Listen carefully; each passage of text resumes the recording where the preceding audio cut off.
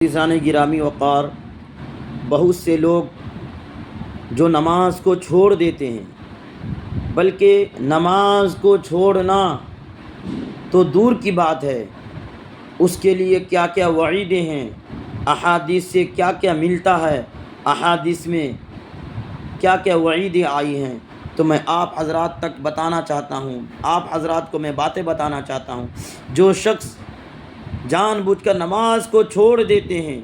جو لاپرواہی کرتے ہیں، جو وقت پر نماز کو نہیں پڑھتے ہیں، اس کے لیے احادیث میں کیا ہے میں آپ حضرات کو بتانا چاہتا ہوں، آپ حضرات سماعت کریں۔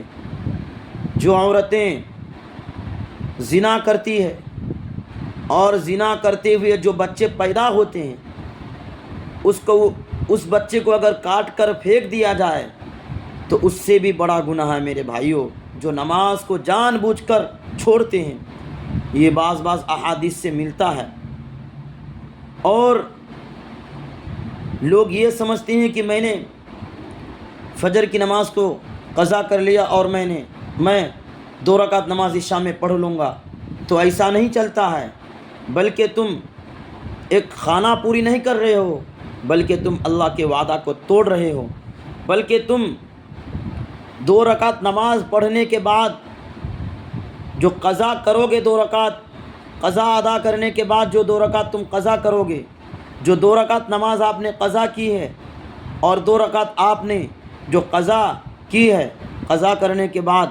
آپ پر فرض ہے کہ آپ اللہ کی بارگاہ پاک میں سچی توبہ کریں۔ صرف آپ 2 رکعت نماز قضا کرنے کے بعد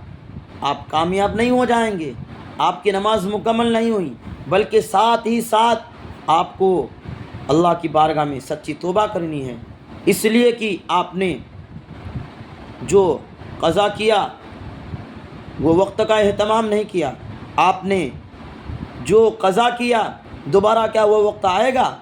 وہ دوبارہ وقت نہیں آ سکتا ہے۔ اس لیے بہت سے لوگ سوچتے ہیں کہ میں نے نماز کو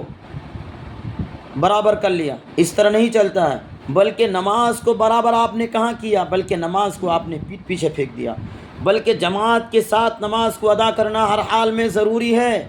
اس لیے تو آیا ہے قرآن مقدس میں، ان الصلاۃ کانت علی المؤمنین کتابا موقوتا، بے شک نماز اپنے اپنے مقررہ وقتوں پر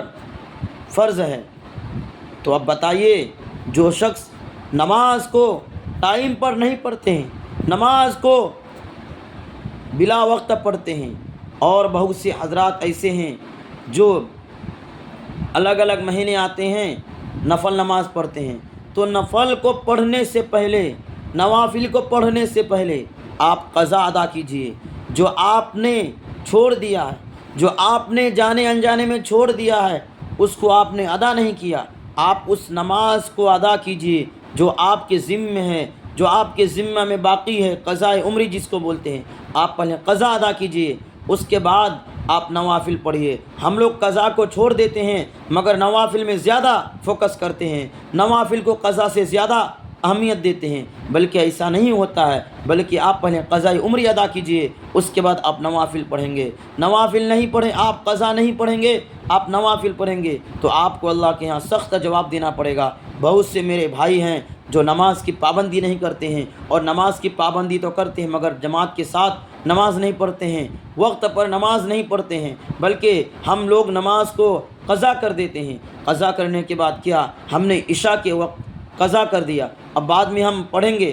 تو کیا وہ وقت دوبارہ آئے گا؟ نہیں آئے گا۔ اس لیے ہم سب کو چاہیے کہ نماز کی اہتمام کریں، نماز جان بوجھ کر نہ چھوڑیں، بلکہ نماز کو جان بوجھ کر چھوڑنے والا